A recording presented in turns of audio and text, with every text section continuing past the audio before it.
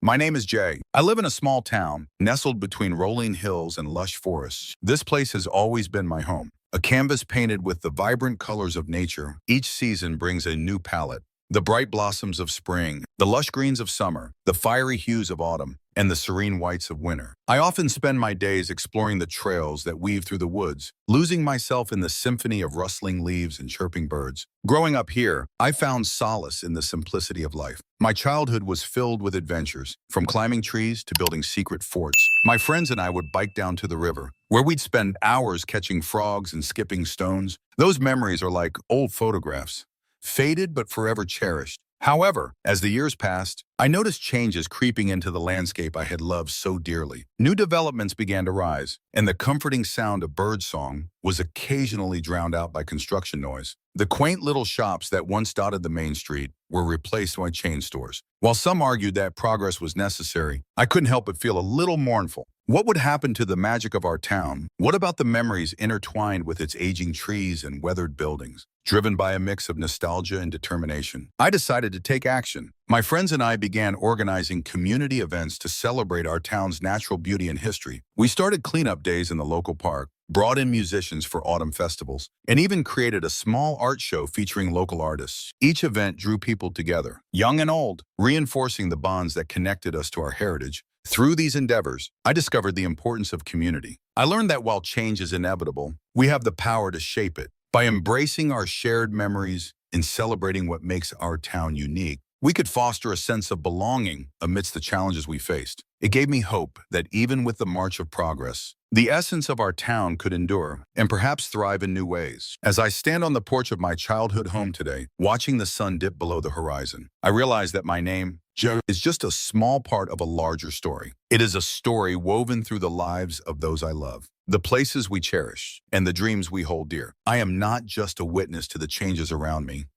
I am an active participant in the ongoing narrative of my community, committed to ensuring that our roots remain strong even as we reach for the future. Inspired by the stories of leaders who had come before me, I began to actively seek allies within the organization. I started attending and participating in diversity and inclusion meetings, where I learned that many others shared similar experiences but felt silenced, overshadowed by the prevailing corporate culture. Together, we formed a support network that became a lifeline for navigating our unique challenges. This group established a resource group aimed at advocating for the visibility and advancement of underrepresented employees, which quickly gained traction throughout the firm, serving as a model for similar initiatives in other branches. With each meeting, I grew more confident, leading discussions that challenged the status quo and pushed for actionable change. I proposed workshops designed not only to educate our colleagues about the nuances of diversity, but also to facilitate open dialogues about bias and privilege, drawing on data that highlighted the positive impacts of diversity training. Our initiatives slowly began to cultivate a sense of community within the firm, drawing in coworkers from various backgrounds who wanted to be part of the solution, demonstrating that allyship is an ongoing process. As I undertook more visible projects, I began to notice a shift in perception. My ideas were increasingly adopted in strategic meetings, and my contributions were recognized beyond mere tokenism, allowing my expertise to shine and fostering an environment where others felt comfortable sharing their insights. This gradual acceptance reinforced my belief in the importance of representation at every level of the corporate hierarchy. Yet, as I celebrated these small victories, I remained acutely aware of the heavier burden on my shoulders. I understood that my journey was not solely about personal success, but rather a collective struggle for equity and representation. Each promotion I sought and each leadership role I aspired to symbolized a foothold not just for myself, but for many who would come after me. Reinforcing the idea of legacy in the professional world, I drew strength from knowing that my progress could inspire younger generations who looked like me, showing them that their dreams were attainable despite the barriers we faced, ultimately advocating for a future devoid of such obstacles. Alongside my professional growth, I began leveraging social media to amplify my voice, sharing experiences that spotlighted the realities many minority professionals encountered. Each post became a thread in a larger tapestry that painted the true picture of perseverance within a challenging landscape. With an increasing number of followers, many of whom shared similar stories, I realized that my narrative resonated with others, sparking conversations across platforms that examine what diversity and inclusion truly meant in a corporate context, thus broadening the understanding beyond mere policy into a cultural imperative. Ultimately, my commitment to effecting change both within and beyond my workplace transformed not just my career trajectory, but also the very culture that I had once felt alienated from. As I step into an even more prominent role within the company, I am emboldened by the journey that has shaped me, a journey filled with trials and triumphs that continues to propel me forward in advocating for a future where everyone, regardless of race or background, can thrive in an equitable environment. The work is far from over, but with each stride, I remain hopeful, knowing that we are building a legacy of empowerment together. I vividly remember the day I stepped through the glass doors of our enormous headquarters, the vibrant city skyline reflecting off the sleek surface. As I crossed the threshold, I was immediately struck by the pristine aesthetic. The polished marble floors shimmered under the soft glow of elegant, modern light fixtures, casting a warm ambiance that contradicted the corporate might surrounding me. It felt as though I had entered a realm where effort and ambition melded into an air of prestige that permeated every corridor, each corner whispering stories of success and innovation. And I was filled with a complex mix of emotions, pride for the long journey that had brought me here, a testament to my unwavering determination, resilience, and belief in my own potential, coexisted with a nascent unease. Would my diverse culture and rich experiences be embraced as assets or merely tolerated within the meticulously polished walls of this corporate ecosystem? From the moment I stepped inside, I grappled with a nagging anxiety about whether my skin color, which tells a story of heritage and struggle, would be integrated into the fabric of this space, rather than viewed as an anomaly. Each echo of my footsteps seemed to reverberate with my fears, a reminder of the stereotypes and biases that pervade professional settings. I couldn't help but wonder if I had the power to reshape perceptions and forge connections that transcended visible differences. As I stood there, momentarily frozen in the entrance, a gentle tap on my shoulder snapped me from my thoughts. It was Sarah, a colleague I had met during orientation, her smile radiating warmth and familiarity. "Hey, you made it. I know this place can be a bit overwhelming at first," she said, her tone remarkably reassuring. I returned her smile, feeling a slight easing of my tension. Together, we navigated through the gleaming hallways, each step accompanied by the bustling sounds of collaboration and creativity. As I settled into my workspace,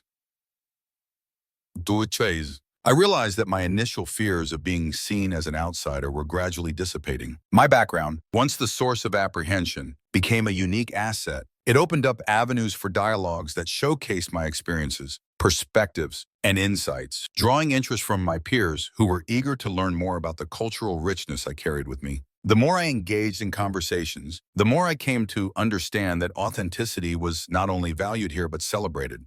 It became a powerful tool for fostering inclusivity. I became part of a vibrant tapestry woven from diverse threads of individual identities.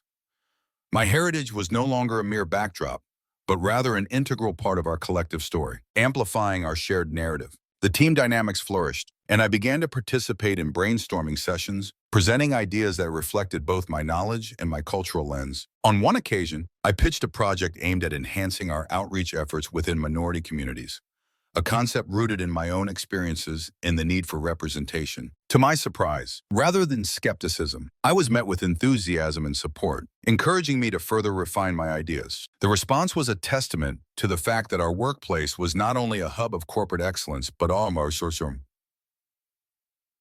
a nurturing environment for expression and innovation. Weeks turned into months, and with each passing project, my confidence grew. I forged strong connections with my diverse colleagues, united by our shared ambition and the promise of what could be achieved by merging varied perspectives. I began to view my skin color not as a barrier, but as a bridge connecting me to others who shared similar struggles and triumphs. Together, we created a support network that transcended the traditional structures of corporate relationships. Eventually, the day came when I was asked to lead a presentation to upper management about the success of our outreach initiative. As I prepared, a swell of pride filled me. I could feel the echoes of my journey reverberating through my thoughts. I stood before the room, my heart racing but emboldened by every hurdle I had overcome. I shared not just the statistics of our success, but the stories that had shaped the project, the voices of those we aimed to uplift. When I finished, the room erupted into applause, a profound affirmation of my presence and contributions. In that moment, the unease that had once clouded my thoughts transformed into unshakable certainty. I belonged here, and my story was a vital thread in the fabric of this corporate landscape. During my first week, I began to pick up on subtle differences in treatment that were hard to ignore. In meetings, my ideas, no matter how well articulated, seemed to vanish into the ether, often met with only polite nods and fleeting glances. Minutes later, those same suggestions would resurface, rephrased and presented by colleagues whose confidence and perceived authority granted them an instant legitimacy that was denied to me. It was as if my voice was muffled beneath layers of unacknowledged bias. While their echoes were heralded as brilliant insights, this dynamic left me feeling invisible, as though my contributions were mere shadows in the room. As I navigated the hallways and common areas, I overheard comments exchanged in hushed tones, remarks that trivialized my qualifications, such as my unique perspective, or the veiled insinuation that I had been hired primarily to fill a diversity quota. These phrases, laden with implications, felt like barbs aimed straight at my sense of belonging. I sensed a patronizing undertone, where my identity was reduced to a checkbox rather than being recognized as an invaluable asset. In the break room, conversations sometimes shifted awkwardly whenever I entered, carrying an undercurrent that I couldn't quite grasp. Although those around me brushed off these moments as harmless banter or lighthearted joking, I recognized them for what they truly were. Microaggressions that silently chipped away at my morale, each cut a reminder of my difference rather than an appreciation of my individuality, often leaving a residue of doubt about my place in the organization. These experiences molded my perspective, forcing me to confront the complexities of navigating a workplace where acceptance felt conditional. I learned to decipher the unspoken language of inclusion and exclusion. With each passing day, I began to understand that the warmth of camaraderie for some could be a source of isolation for others, and that my journey within this corporate landscape was not just about professional growth, but also an exploration of identity, resilience, and the battle against invisibility. As I ventured deeper into this intricate web of relationships, I became acutely aware of the power dynamics at play. It was not just about fitting in, it was about understanding who dictated the terms of that acceptance. The hierarchy often masked the subtle nuances of daily interactions, revealing layers that were as challenging to unravel as they were crucial to my journey. Meetings became arenas where voices were raised and silenced in equal proportion, and I found myself developing an acute sense of timing, knowing when to speak, when to listen, and when to strategically align with others to amplify my voice. In this environment, I discovered allies and advocates, individuals whose gestures of support often went unnoticed by the very structures that sought to maintain the status quo. They reminded me that while the struggle for visibility was real, so too was the strength found in solidarity. Together, we began to craft narratives of our experiences, sharing them in informal gatherings, and eventually finding the confidence to bring them to broader discussions within the company. The act of storytelling became a therapeutic outlet, enabling not just self-expression, but also a collective healing process. We recognized that our diverse backgrounds contributed to innovative problem-solving and enriched our workplace culture. As we leaned into our differences, the once rigid structures around us started to show cracks, revealing opportunities for growth and transformation. Through collaboration, we organized workshops emphasizing the importance of inclusion, with the goal of educating colleagues on unconscious biases and cultural competencies. Slowly, the atmosphere began to shift.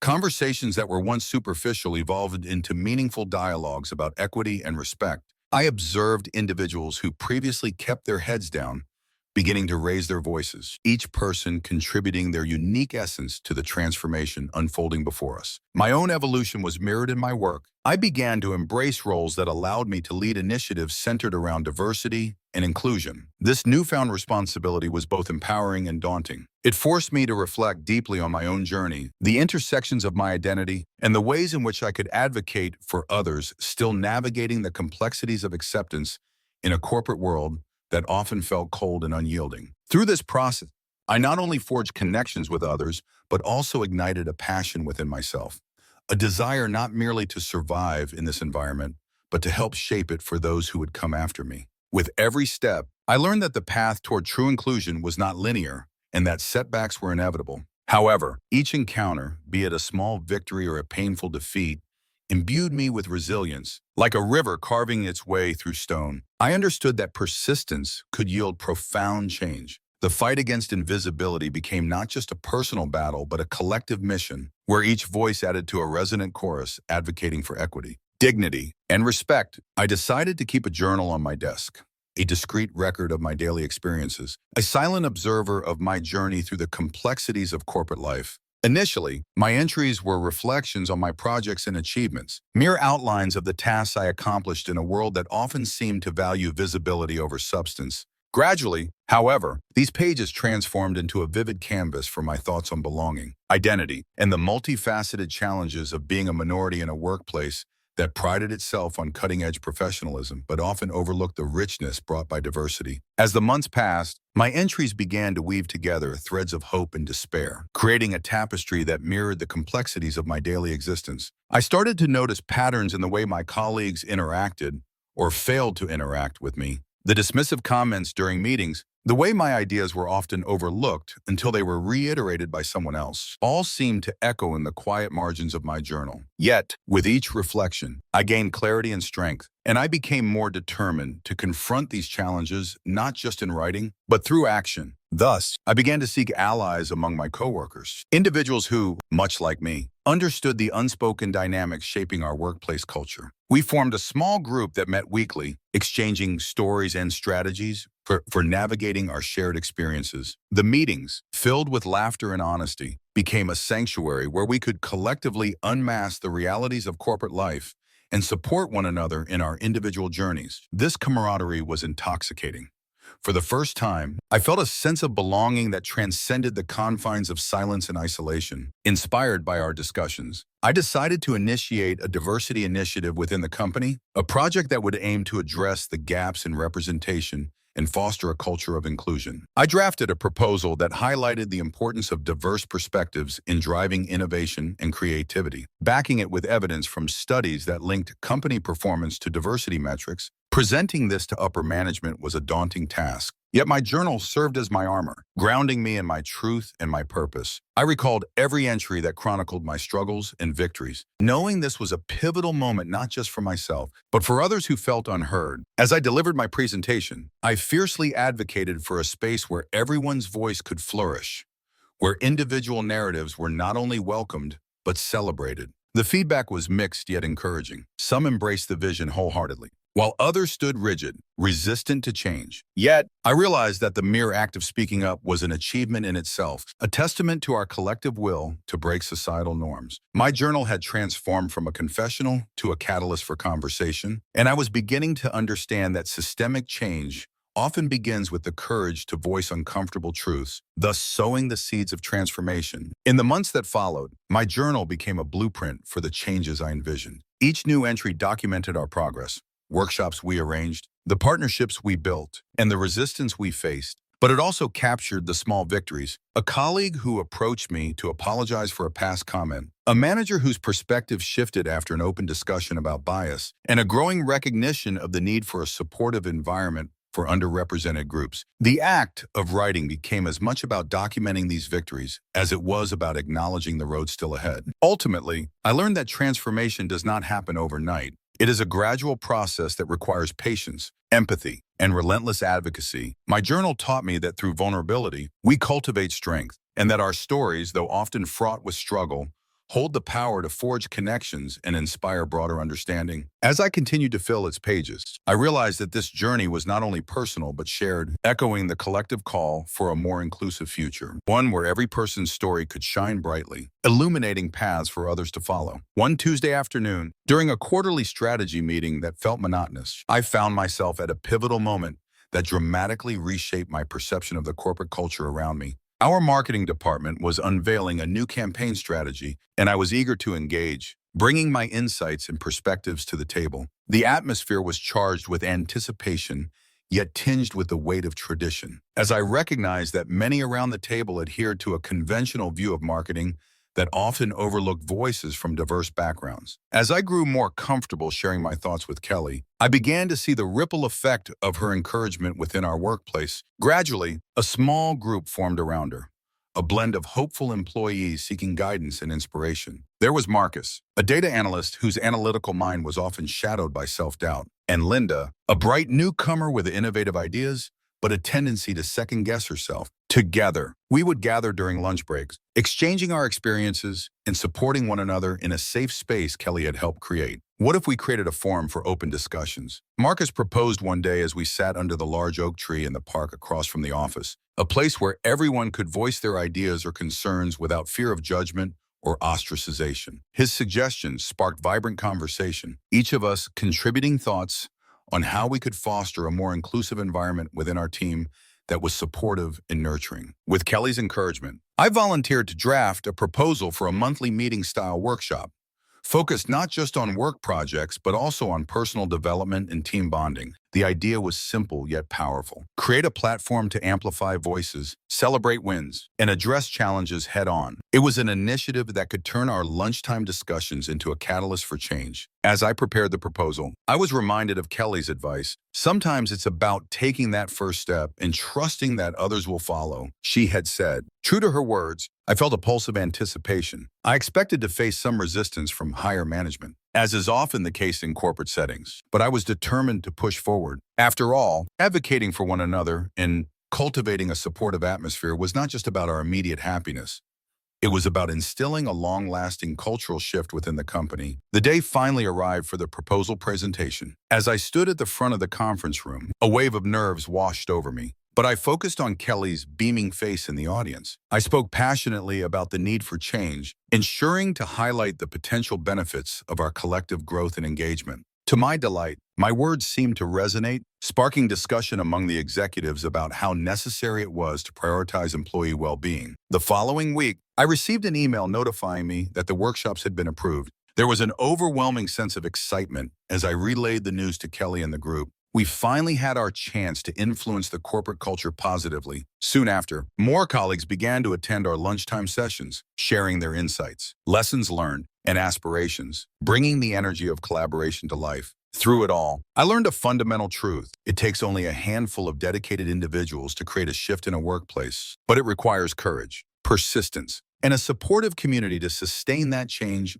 Together, we were building something beautiful, a network of upliftment that went beyond personal interests and began fostering a spirit of teamwork, innovation, and self-advocacy that would eventually reshape our corporate landscape. Conversely, I encountered individuals whose attitudes reflected an unconscious bias that lingered just beneath the surface. One figure was my direct supervisor, Mr. Lawson, the epitome of professionalism, always impeccably dressed in tailored suits that suggested a keen eye for detail and corporate decorum. However, beneath his polished exterior, his demeanor occasionally hinted at underlying bias, revealing a stark contrast between his beliefs and actions. His eyes sometimes betrayed a judgment whenever I was present, a flash of condescension that lingered unspoken over our interactions. During our performance evaluations, which I had anticipated as opportunities for constructive feedback and growth, his comments sometimes veered into condescending territory. Instead of recognizing the value of my contributions, he would hint that my enthusiasm was perhaps too passionate for the corporate environment,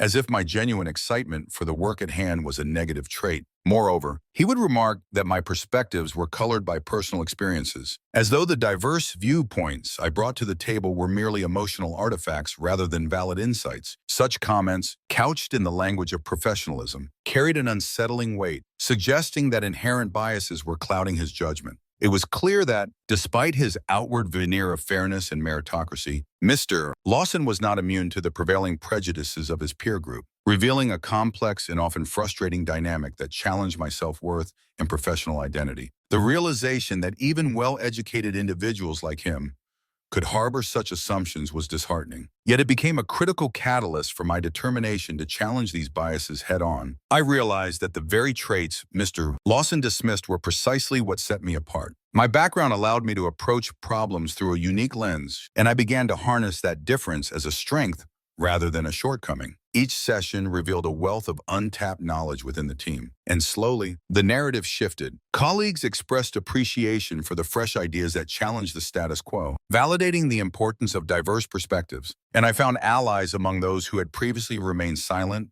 or risked their careers to speak out. Collectively, we shifted our team's culture toward one that valued authenticity and diversity. which contradicted Mr. Lawson's dismissive viewpoint. I realized that the very traits Mr. Lawson dismissed were precisely what set me apart. My background allowed me to approach problems with a unique lens, and I began to harness that difference as a strength rather than a shortcoming. Each session revealed a wealth of untapped knowledge within the team, and slowly, the narrative shifted. Colleagues expressed appreciation for the fresh ideas that challenged the status quo, and I found allies among those who had previously remained silent. Collectively, we shifted our team's culture toward one that valued authenticity and diversity, which contradicted Mr. Lawson's dismissive lens. Yet, even amidst this shift, the subtle undermining of my confidence lingered like a specter in the background. I still found myself bracing for comments that sought to invalidate my contributions. However, I learned to view these interactions through a new framework. Rather than perceiving Mr. Lawson's comments as truths, I began to regard them as reflections of his own limitations. This growing awareness infused me with resilience, allowing me to reclaim my narrative. As I continued to push boundaries, I sought mentorship outside my immediate team. I discovered numerous individuals who had faced analogous struggles and had emerged triumphant, proving that diverse narratives could enrich the corporate landscape. These mentorships not only bolstered my confidence, but also equipped me with tools to navigate office politics more effectively. I learned to articulate my points with clarity and conviction, ensuring my voice would not be allowed to drown in the sea of condescension. Gradually, the tide began to turn. The more I advocated for an inclusive dialogue, the more I found that my efforts struck a chord with others who shared my sentiments. Team members started reaching out to me, expressing their desire to share their own experiences and insights, reinforcing the belief that everyone's voice counted. These connections forged a stronger camaraderie among us, creating a new dynamic that echoed beyond the walls of our office. In the process, I began developing training modules focused on unconscious bias and the importance of leveraging diversity as an asset. Presenting this initiative to management was daunting, yet exhilarating. I emphasized how embracing our differences could not only promote employee satisfaction, but also drive innovation and creativity, vital components in an ever-evolving market. Mr. Lawson's initial reluctance crumbled under the weight of data and testimonials from our team, leading to the green light for my initiative. As I stood before a gathering of colleagues, preparing to launch the training program, the journey from that first evaluation to this empowering moment crystallized for me. I had transformed adversity into agency, challenging not just the individual bias of one person, but breaching the larger structure that often perpetuated these ideas. This shift was not merely about changing one person's viewpoint, but about fostering an environment where everyone's voice could resonate, reminding us all that passion and perspective are invaluable assets in the corporate world. In retrospect, those early months in the organization were an intricate cocktail of ambition, self-doubt, and palpable interpersonal tension. Every single day seemed to challenge me to prove my worth through meticulously crafted presentations and contributions in meetings, as if the very act of being myself, my unique perspective and experiences, was something that required constant validation. I often found myself navigating a labyrinth of unspoken rules and invisible barriers that made the corporate landscape feel more like an elite club than a space for collaboration. This environment, rife with subtle microaggressions and dismissive comments, acted like a tension-filled drumbeat, slowly wearing me down. Each instance, whether it was a colleague interrupting my ideas mid-sentence or the leadership overlooking my contributions, began to accumulate in my mind, fueling a growing frustration. As I reflected on these injustices, I began to understand that the need for change was not exclusively my burden to bear. These issues transcended my individual experiences. They resonated with the unvoiced struggles of my colleagues who, like me, felt the weight of being overlooked or marginalized. It ignited in me a tacit understanding that challenging the status quo was essential, not just for personal empowerment, but for creating a more inclusive environment where everyone's voice could be valued and heard. It was clear that the systemic barriers within our ranks needed to be addressed, paving the way for meaningful transformation that would benefit everyone in the organization. With this realization, I found myself at a crossroads. The decision to take action became inevitable. I began to seek allies within the organization, those who shared my sentiment and understood the weight of silence in our collective experiences. We started to convene in informal gatherings over coffee, where conversations about our frustrations morphed into brainstorming sessions on how to tackle the issues head-on. We mapped out our vision for a more equitable workplace, identifying practical steps that could be taken to foster inclusivity and respect among colleagues. One of our first initiatives was to propose a series of workshops aimed at promoting empathy in active listening skills. We believe that such sessions could dismantle barriers of misunderstanding and foster a culture of support rather than competition. It was crucial to cultivate a space where all team members felt safe to voice their ideas and concerns, knowing they would not be dismissed or marginalized. As the workshops rolled out, I witnessed a shift in dynamics. Colleagues who used to view each other through the lens of rivalry began forming alliances based on shared experiences and respect. The concepts of collaboration and mentorship became more pronounced. I realized that by stepping into a leadership role, I wasn't merely advocating for myself. I was amplifying the voices of others who felt the same way I did. This collective momentum started to ripple through the organization, challenging old practices and encouraging more inclusive policies. However, the journey wasn't without its challenges. Resistance emerged from those entrenched in the traditional power structures, often questioning the necessity of such changes. Yet, amidst the pushback, we remained resilient. Armed with data and testimonials that underscored the tangible benefits of diversity and innovation and productivity, it became apparent that any transformation would require constant effort, a commitment to fostering an environment conducive to growth for everyone, not just a few. As time passed, I learned invaluable lessons about leadership, resilience, and the extraordinary power of collective effort. Through various triumphs and setbacks, I came to understand that true empowerment arises not from seeking validation for myself, but from creating opportunities for others. The initial sense of self-doubt began to dissolve as I embraced my role as a catalyst for change.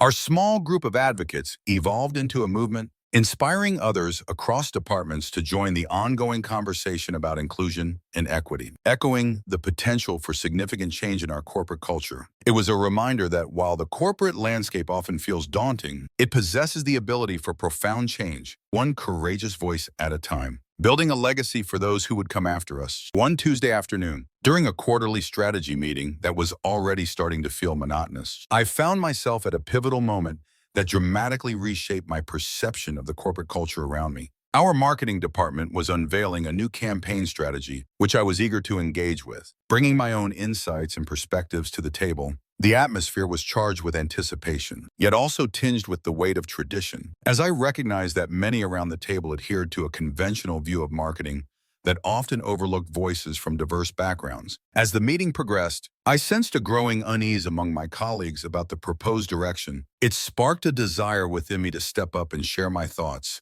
on how our messaging could evolve to connect more authentically with a wider, more diverse audience. Leaning forward, I confidently proclaimed, I believe that by engaging with communities that have been historically underserved, we not only enrich our brand's narrative, but also build meaningful relationships that could transform our company from the inside out. In that moment, I envisioned a vibrant tapestry of voices and experiences, transforming our marketing strategy into a tool for genuine engagement rather than just a series of transactions. It was not merely about expanding our market reach.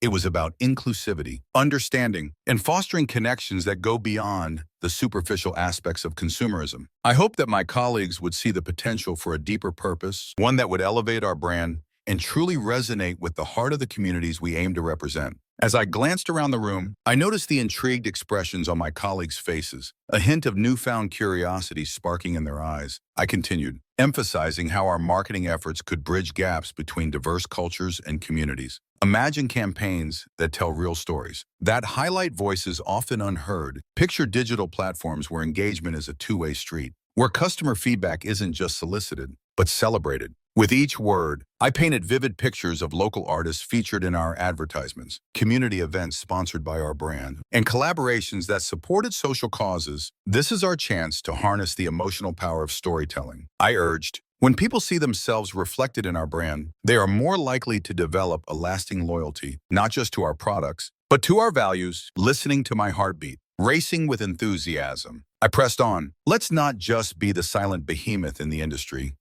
Let's be an active participant in the narratives that shape our world. We can lead the charge for sustainable practices, advocate for equality, and uplift those who need it most. Through genuine engagement, we can transform our customers into ambassadors who carry our message far beyond the marketplace. As I spoke, ideas began to flow like a river bursting through its banks. I envisioned partnerships with local nonprofits, initiatives that instilled the values of sustainability into our supply chains, and educational programs that empowered the next generation of marketers. The possibilities seemed endless. and my passion was infectious. I concluded with a sense of urgency. This isn't just a marketing strategy. It's a movement, a shift in the very foundation of how we connect with the world. Together, we can redefine success not by the numbers on a spreadsheet, but by the impact we have on people's lives. A wave of energy filled the room, and for the first time, I could see the outlines of a shared vision beginning to form, one where our brand became synonymous with integrity and community. In that moment, I realized that this was not just a pitch.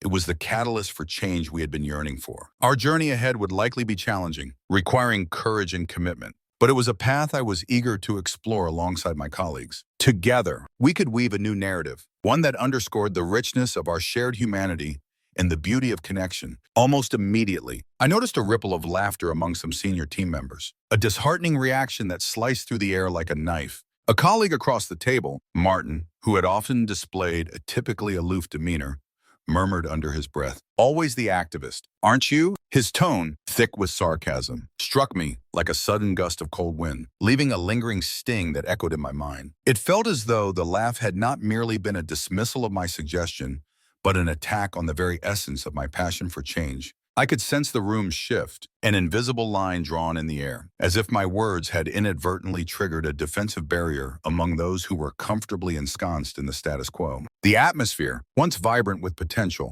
grew stifling, weighed down by unspoken judgments and unacknowledged fears. I could feel a tightening in my chest, stifling my resolve, even as my mind raced with the implications of their reactions. How could I have expected understanding from a group that seemed so entrenched in traditional views? The meeting continued, but I knew that the laughter in Martin's remark would linger in my thoughts, a reminder of the complexities of advocating for change in environments resistant to it. Determined not to let their reactions overshadow my conviction, I took a deep breath and shifted my gaze toward the whiteboard, where my ideas stood, waiting to be acknowledged. Each point I had outlined felt like a bold step toward progress. Yet here I was, battling not only for acceptance, but for the very right to voice those ideas that could potentially reshape our corporate narrative. I realized that the laughter had not just been a reaction to my words. It was a reflection of deep-seated fear of change, of disruption in familiar routines that, while flawed, had offered comfort to those who preferred the status quo. As I pushed back my frustration, I chose to refocus. I began to speak again, carefully crafting my words to bridge the gap between my vision and their reluctance. I understand that change can feel unsettling. I began, sensing the room pull their attention back toward me. But innovation often lies just beyond the comfort zone. If we do not adapt, we risk becoming obsolete. Our competitors aren't waiting for us to catch up. They're evolving every day. A few faces softened as they mulled over my appeal, their initial dismissiveness waning. Encouraged, I pressed on, using data and examples from recent market trends to reinforce my case. Look at Company X. They not only embrace change but thrive because of it. We need to harness our collective expertise and creativity to steer this team into tomorrow. I could see the flicker of interest ignite among some of my colleagues. Conversations sparked in hushed tones, their previous derision fading into intrigue. Throughout the remainder of the meeting, I felt a palpable shift in the air, a cautious openness replacing the earlier resistance. When it was time for feedback, I sensed a collective willingness to listen and engage in discussion, exploring the possibility of change rather than resisting it outright. Martin, initially biting, even posed a question about implementing some of my suggestions, his sarcasm replaced with genuine curiosity. As the meeting adjourned, I left the room sensing my heart swell with cautious optimism. Yes, I had faced pushback, but more importantly, I had broken a barrier. It was clear that fostering a culture of innovation wouldn't happen overnight. But at that moment, I had planted a seed of possibility. Every laugh that followed my attempt to challenge the norm had given way to important discourse. Perhaps change wasn't just a lonely uphill battle. It could become our shared journey. Walking to my desk, I caught the eye of one of the team members who had remained silent during the meeting. She smiled sheepishly and said, "I was thinking the same thing, but I was too afraid to say it." Feeling a surge of camaraderie, I nodded in understanding. Together, we could chip away at the walls of resistance, redefining our team's path forward. As I sat down, I crafted a follow-up email, eager to capitalize on the momentum we had generated, ready to write the next chapter of our collective story. During a break, I confronted Martin privately, my resolve coiling tightly around my disappointment. "Did you really think my suggestion was absurd?" I asked, my voice tremulous with a mix of anger and hurt, a weight that felt heavier with each passing moment. During a break, feeling the weight of unspoken tensions, I approached Martin with a mix of determination and vulnerability. Did you really think my suggestion was absurd? I inquired, my voice tremulous with a cocktail of anger and hurt. I had poured my heart into that idea, envisioning it as a spark that could ignite positive change within our team. The disappointment lingered, almost palpable in the air between us. As I struggled to keep my emotions in check, I could see the faint glimmer of recognition in his eyes, a flicker that hinted at the possibility of understanding, yet the skepticism in his posture suggested otherwise. Perhaps my passion had been misinterpreted, or maybe the gravity of our current business model overshadowed any trace of creativity. Whatever the reason, I knew I needed to articulate my feelings clearly. To bridge the gap that had formed between my vision and his pragmatic mindset, Martin shrugged, his face unreadable, a mask of corporate detachment. I didn't mean to be dismissive. Jamal, he said with an air of nonchalance, but you have to understand that we operate on a very specific business model here. Sometimes your approach comes off as overly idealistic rather than pragmatically strategic. We need to focus on what works, not what sounds good in theory. The way he articulated his point made it clear that he believed my ideas belonged in a brainstorming session, not here, within the confines of serious corporate strategy. Martin shrugged, his face unreadable, a mask of corporate detachment. I didn't mean to be dismissive. Jamal, he said nonchalantly, but you have to understand that we operate on a very specific business model here. Sometimes your approach comes off as overly idealistic rather than pragmatically strategic. We need to focus on what works, not merely what sounds good in theory. The way he articulated his point made it clear that he believed my ideas belonged in a brainstorming session, not in serious corporate strategy. Later that week, I encountered another moment that underscored the insidious nature of microaggressions, a subtle reminder that the struggle was far from over. During a company-wide workshop aimed at fostering inclusivity, a speaker, a senior executive heralded as a champion of diversity, occasionally veered into a tone that struck me as condescending. It's crucial for all of us to understand the inherent challenges faced by minorities, like Jamal here, so that we can better support our team members, he stated, his voice draped in false empathy, implying that my challenges were a spectacle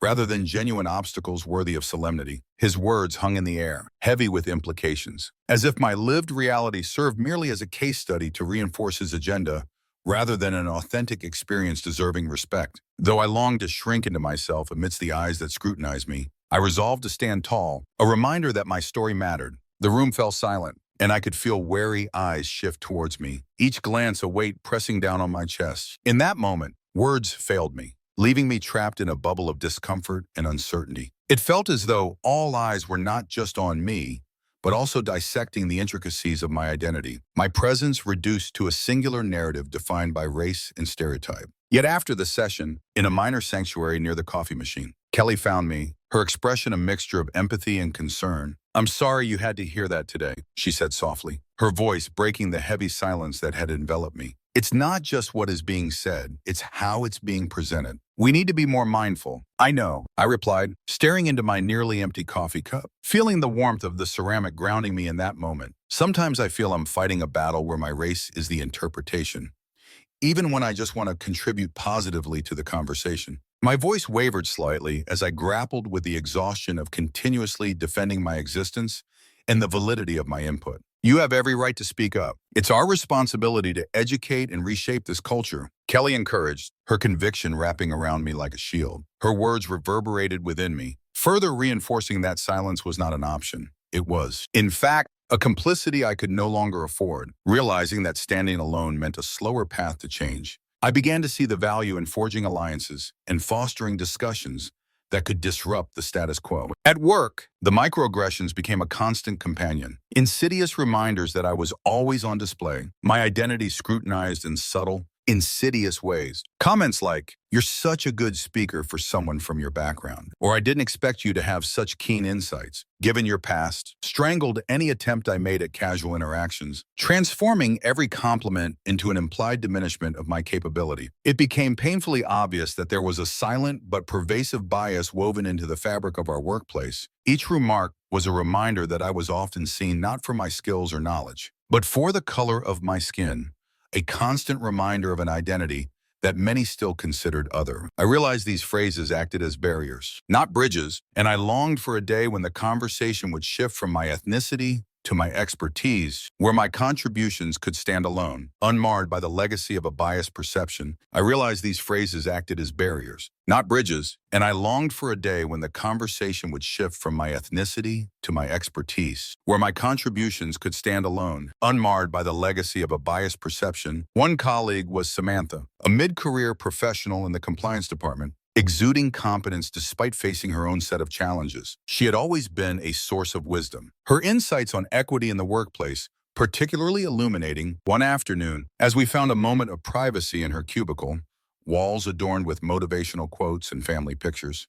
Samantha leaned in closer, her voice a hushed whisper. "Jamal," she confided, her eyes earnest. "I've noticed how the system doesn't support voices that deviate from the norm. It's like we're performing on a stage, but the spotlight only shines on a select few. Consider this. If we never speak out, nothing will change. We must illuminate these injustices, gather our stories, and amplify our voices." Her words deeply resonated with me, galvanizing my resolve further. They ignited a spark that encouraged me to start meeting with a small, like-minded group in secret to candidly analyze these issues without fear and discuss potential solutions. Several months elapsed, and while the microaggressions remained a recurring nuisance, manifesting as snide remarks during meetings and dismissive gestures in the hallways, a larger episode unveiled the true depth of systemic discrimination I was fighting against. It happened during the annual performance review process, a high-stakes time when every employee anxiously awaited acknowledgement of their hard-earned achievements and the promise of future growth. While many viewed this as a moment to shine, showcasing their hard work, for me, it often felt akin to walking a tightrope, balancing the weight of expectations against the reality of bias. I had always prided myself on quantifiable accomplishments, yet I couldn't shake the feeling that a persistent pattern downplayed my contributions, buried beneath bureaucratic layers, nearly invisible in the evaluation. It was frustrating to see peers who seemed to coast by on less impactful work receive accolades I felt rightfully belonged to me. During my review meeting with Mr. Lawson, I braced myself, preparing for the inevitable discomfort that came with confronting institutional bias. As he shuffled through the notes he'd taken, I sensed an emotional weight in the room. His feedback not only offended my dignity, but also estranged my trust in the fairness of our performance metrics. "Jamal," Mr. Lawson began, peering over his glasses with a clinical gaze that felt both detached and disheartening. "Your enthusiasm is commendable. But sometimes I feel you focus too much on social issues rather than aligning with our immediate business goals. It's important to find that balance." His tone was dismissive, almost condescending, as if my dedication to championing inclusivity and diversity was merely a distraction rather than a genuine asset to the organization. I hesitated, feeling my heart race, weighing the repercussions of what I was about to say, choosing my words carefully. I attempted to inject a sense of urgency into the discussion. "Sir, I believe that addressing diverse market segments and demonstrating genuine empathy in our strategies can contribute not only to a more harmonious workplace, but also significantly to our bottom line. Isn't true innovation about understanding the full spectrum of our customer base? If we ignore these voices, we risk alienating potential clients and stunting our growth in an increasingly competitive market." I could feel the tension in the air grow thicker as I spoke, aware that I was not just presenting a case for my own worth, but challenging a deeply rooted framework that had long dictated value within our organization. This was more than a performance review.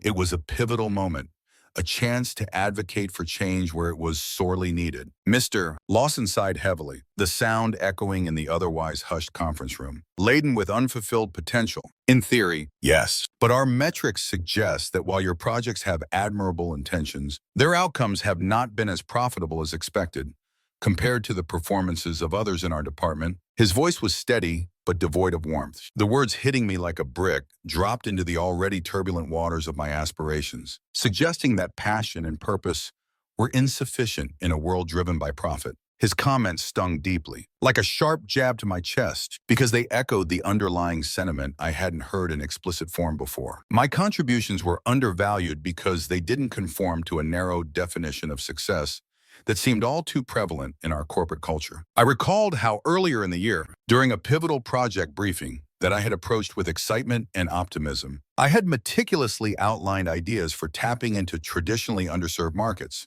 the very markets that, if properly activated, could lead to an expansion of our customer base and ultimately a lucrative new revenue stream. Instead of the validation I had hoped for, I had been met with remarks that felt dismissive and condescending, such as, "That's an interesting approach, but let's not stray too far from what's proven to work. And we need to be cautious. This might be more of a personal crusade than a strategic move." Each time I bravely stepped into the light with my suggestions, showcasing data that revealed the potential of these markets, I felt my input being categorized as a distraction rather than innovative thinking. It was as if my passion for inclusivity was being overshadowed by the department's fixation on short-term gains and conventional methodologies. The frustration of having my vision for a more diverse business model brushed aside left me questioning not only my professional worth, but also the values that the company ostensibly championed. I yearned to be part of a narrative that celebrated risk and creativity. Yet time and again, I was met with a reluctance to embrace change, leaving me feeling stifled and sidelined. That day, the performance review felt not just like an evaluation, but a powerful dismissal of my identity, my passion, and the very core of what I wanted to bring to the table. As I walked the long corridor back to my office, the walls seemed to close in around me, amplifying the weight of my isolation. Each step echoed the loneliness I felt, as if the polished tiles were mocking my aspirations and the voices of doubt that danced in my head. I couldn't help but reflect on the timeline of discrimination that had shaped my experiences within the company. I pulled out my journal and began to meticulously highlight each comment, each decision that betrayed an underlying bias, moments that felt like tiny cuts accumulating into deeper wounds. Samantha later approached me, her demeanor cautious yet purposeful, carrying a stack of neatly printed data that reflected her own observations. "Jamal, I've noticed a troubling pattern in performance scores and project assignments," she explained in a hushed voice, as if afraid the walls might hear her bold declaration. "It appears that those of us who dare to propose ideas rooted in social responsibility or inclusive strategies consistently receive lower ratings. I've cross-checked employee records, and the data tells a compelling story.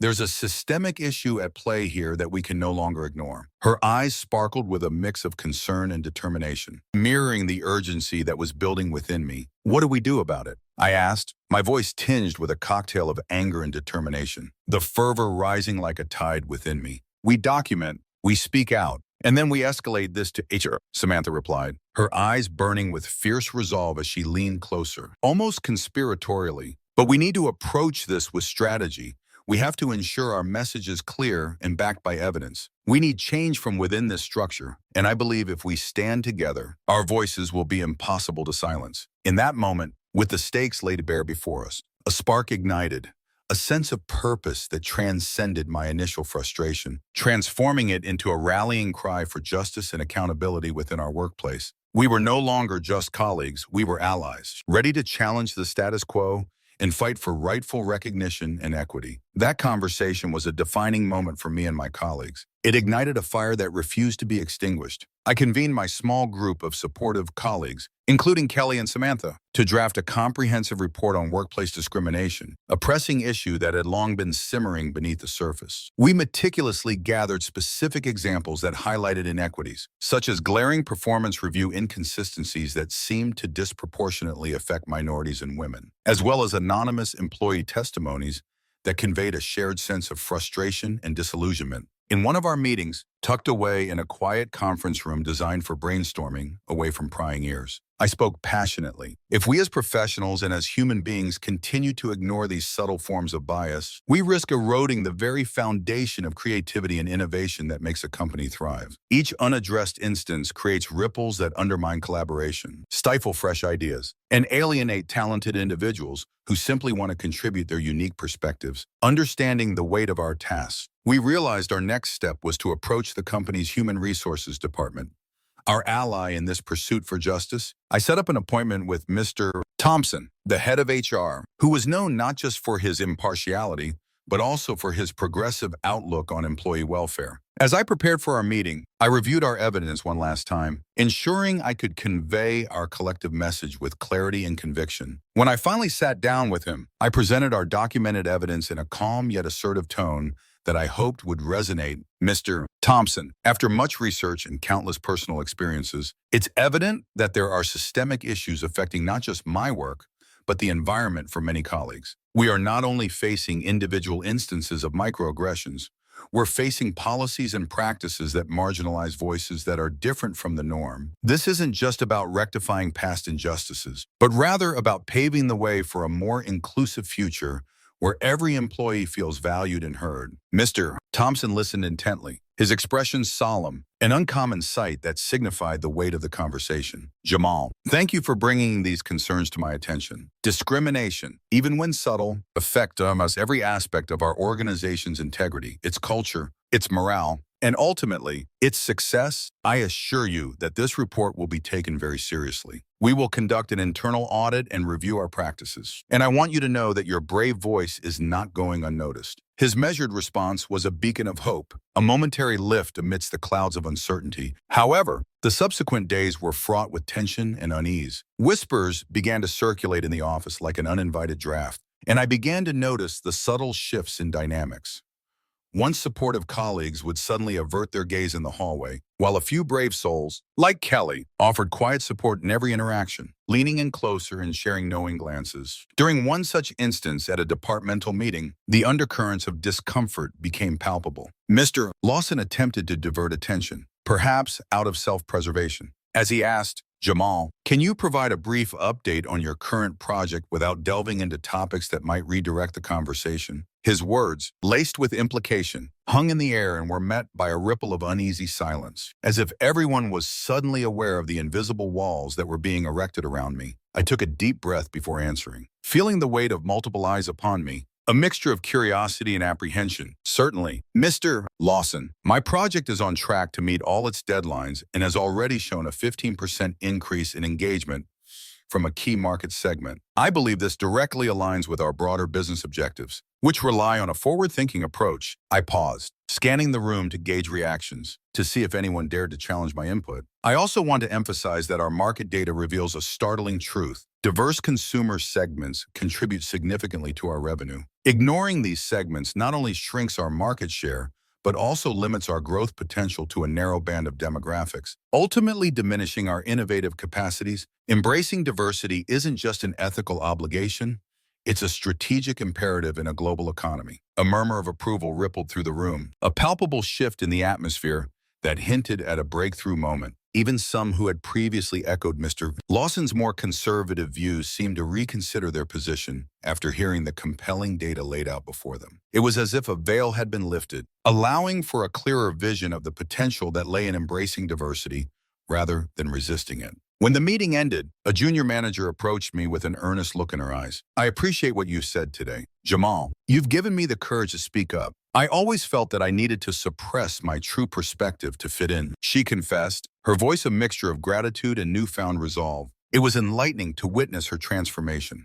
She was a perfect example of the silent voices that often go unheard in corporate corridors. That conversation, like many others I engaged in during the weeks that followed, affirmed my belief that change was possible if we dared to confront discrimination head-on. It was these personal stories of struggle and resilience that turned abstract concepts into tangible experiences. As I listened to my colleagues share their fears and hopes, I realized that no amount of data could fully capture the emotional weight of their experiences. Each voice added a layer of depth to our collective narrative, reinforcing the idea that change requires not just systemic adjustments, but also a cultural shift within our organization. The weeks that followed our meeting with HR were a whirlwind of transformations, brimming with an air of optimism that hadn't existed prior. Mr. Thompson took a bold step by initiating a series of company-wide workshops focusing on unconscious bias and equitable evaluation criteria. During one particularly impactful session, he directly addressed the issue with unwavering determination. We are committed to ensuring that our evaluation processes reflect true merit,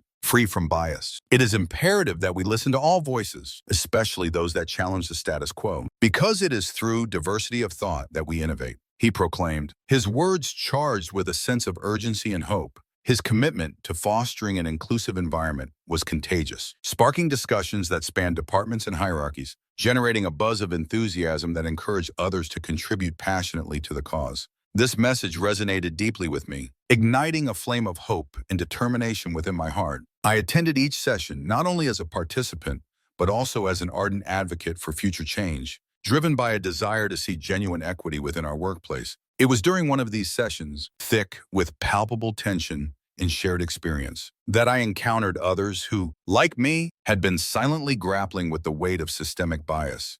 Individuals who had chosen to remain quiet for years, either out of fear of retaliation or the belief that their voices would go unheard. As we shared our stories, our narratives intertwined, forming a tapestry that vividly illustrated the urgent need for transformation in our workplace culture. This collective experience illuminated the struggles we faced and highlighted the profound impact of an environment that stifled our potential. One such colleague was Marcus, a senior analyst whose quiet demeanor masked a wealth of untold experiences. Until then, he had been reticent to share his insights, fearing they would fall on deaf ears. I've always felt that my work was undervalued. He confided during a small break between sessions, his voice barely a whisper, betraying the weight of his unspoken truth. But now, seeing people like you and hearing these discussions, I realize that my voice matters. The realization that he was not alone in his struggles sparked a new sense of courage within him, reflecting a broader awakening among many of us. As we exchanged stories, the room crackled with a newfound sense of solidarity, a silent agreement that we would not let fear dictate our contributions any longer. At the apex of this transformation was a pivotal company-wide town hall meeting, an event that felt charged with promise and anticipation. The CEO himself took the stage, a figure of authority and influence, acknowledging the existence of systemic issues and outlining concrete steps for improvement that resonated with the audience's hopes and fears. We have heard the concerns that some of our most talented employees have raised. He began, taking a moment to connect with individuals in the crowd, making eye contact that seemed to convey sincerity. It is our responsibility to create a workspace where everyone is valued, regardless of their background. His conviction imbued the air with a sense of urgency as he continued. Today, I pledge that our policies will reflect that commitment. We will implement regular reviews of our evaluation methods, ensure a diverse panel for future promotions, and establish a task force to address microaggressions in our daily work environment. The emphasis on these initiatives not only empowered us, but also signaled a monumental shift.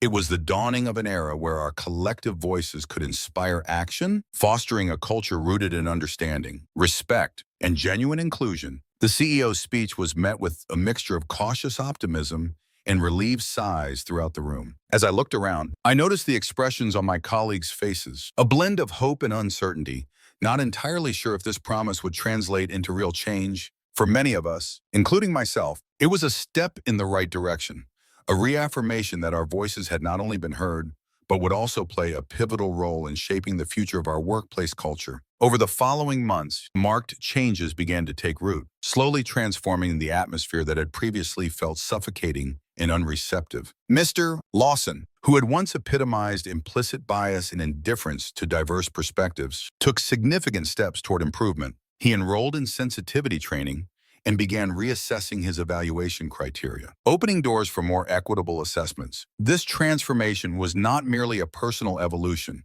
It instilled confidence within the team, signaling that leadership was committed to genuine progress. Kelly, after years of diligent work and unyielding advocacy for her peers, was promoted to a leadership role where she emphasized the importance of diversity and inclusion, ensuring that these principles became integral to our company's culture rather than relegated to mere buzzwords and corporate jargon, laying the groundwork for future recruits. Samantha, known for her sharp analytical skills and tenacity, had taken it upon herself to identify critical flaws in our policies. Her efforts didn't go unnoticed. She was invited to join the newly formed Diversity Task Force, a coalition of passionate individuals tasked with overseeing and implementing company-wide initiatives aimed at eradicating all forms of discrimination. This group was not just a symbolic gesture. It was a dedicated effort to address systemic issues and spearhead lasting change. Personally, I experienced a transformation that transcended the workplace. The journey through adversity had emboldened me, leading to a deeper understanding of my own resilience and the importance of community. No longer feeling like an outsider, I found my voice strengthened by the collective narratives of my peers. I became more vocal in sharing my experiences, not to cast blame, but to foster awareness and drive constructive change. I even took the initiative to organize roundtable discussions with fellow employees, creating a safe space for honest dialogue about everyday biases and systemic challenges that many had faced in silence. These conversations not only illuminated the diverse experiences that existed within our walls, but also served to build bridges between colleagues, fostering a culture of empathy and understanding that had long been needed. The journey was just beginning, but it felt invigorating to be part of something so meaningful. One crisp morning, during a casual conversation in the break room, Marcus, a colleague whom I had come to respect deeply for his own journey through adversity, remarked, "You know, Jamal, I used to dread coming to work. It felt like a minefield, where every step could ignite old wounds. Now, however, despite the challenges we still face, I feel empowered. It's as if our struggles have forged a collective strength among us." I smiled, realizing that each confrontation, each documented instance of bias had not only contributed to my own growth, but had sparked a growing movement within our office, a movement toward a future where respect, fairness, and inclusion would soon become inherent values ingrained in our corporate identity. The transformative impact of our efforts wasn't instantaneous, but it was palpable, like a slow-moving tide washing away the remnants of negativity. Our corporate culture was shifting in real time, evolving with every shared story and courageous conversation. With this gradual change came a renewal of trust between employees and management, a trust that had been tested and strained but never broken. The painful experiences of microaggressions and systemic discrimination that had once loomed large over our workplace gradually gave way to a commitment to listen, learn, and evolve together. I learned that while standing up against discrimination sometimes felt like an uphill battle, it was also a potent reminder of our shared humanity and the resilience that flourishes when we unite for a common cause. In a final meeting with Mr. Thompson, the CEO who had surprisingly become an ally in our fight for change, I expressed my heartfelt gratitude. "I want to thank you for taking the time to listen, for acting on what many of us could only whisper about in fearful corners of our minds. Your willingness to engage in difficult dialogues and champion our cause has not gone unnoticed." My voice quivered slightly as I continued. "I'm hopeful that our efforts will spark a broader change within the industry, inspiring others to join this pursuit of justice and equity. Together, we can build an environment where voices like ours are celebrated rather than silenced." He nodded kindly and replied, "Jamal, change comes when courageous voices like yours dare to speak up. Your determination is vital. It is the pulse of progress in a world that often turns a blind eye. Keep pushing, keep inspiring. Your journey is not just a passage for yourself, but a beacon for others seeking the courage to rise." His words resonated deeply within me, igniting a passion that had been quietly simmering beneath the surface. I understood then that every voice raised in defiance of injustice contributes to the altering of landscapes, both in our workplace and society at large. As I reflect on these past few years, I feel a profound sense of personal growth and professional fulfillment. I no longer merely endure microaggressions or silently document systemic bias. Instead, I navigate each day with renewed purpose and a steadfast commitment to fairness and inclusion. Every small victory feels monumental as I transform my grievances into actionable insights. To HR professionals and corporate managers, I implore you to examine closely the subtle challenges that employees face, often masked by a veneer of normalcy. The data is not just numbers, it's a rich narrative of lived experiences, documenting potential squandered by discrimination, yet also showcasing resilience when one dares to challenge the status quo. Understand that behind each statistic lies a story, a beating heart, and a lifetime of aspirations waiting to be fulfilled. My journey is by no means over. There will be more challenges ahead, more battles to fight, but I carry with me the conviction that every small, brave conversation contributes to a larger transformation. In choosing to speak up, I honor not only my own experiences, but also the voices of countless others who have long been silenced in the shadows of corporate corridors. Our strength lies in our unity, our diversity becoming our greatest asset. Together, we have the power to redefine what it means to work in a respectful and inclusive environment, where dignity is not just expected, but celebrated, and where mutual respect forms the bedrock of success for all. Let us keep building this momentum.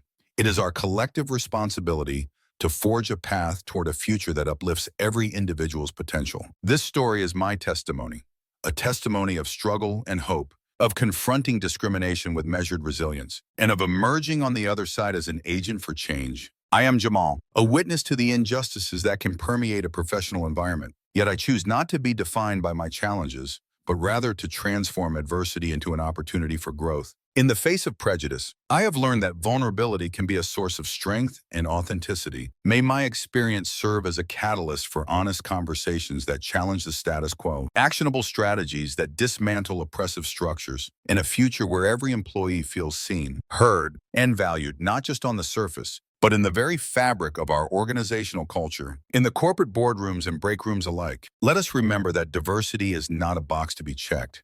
It is the lifeblood of innovation and progress, the heartbeat of creativity that thrives on different perspectives. The rich tapestry of backgrounds and experiences contributes to a more dynamic, adaptable workforce that can respond to the challenges of an ever-evolving marketplace. Let us commit ourselves to ensuring that every department, every team, and every policy align with the fundamental human values of equality, respect, and empathy. The journey may be long and fraught with setbacks, but the destination, a truly inclusive and equitable workplace, is worth every courageous step. It requires not only action, but persistent dedication and a willingness to listen, learn, and evolve together. And so, with a renewed spirit and an unwavering commitment to justice, I continue my walk through the very corridors that once echoed with condescension and exclusion. Each step I take is filled with the memories of those who have come before me and those who continue to fight for their voices to be heard. Now, these hallways resonate with the promise of a better, more inclusive future.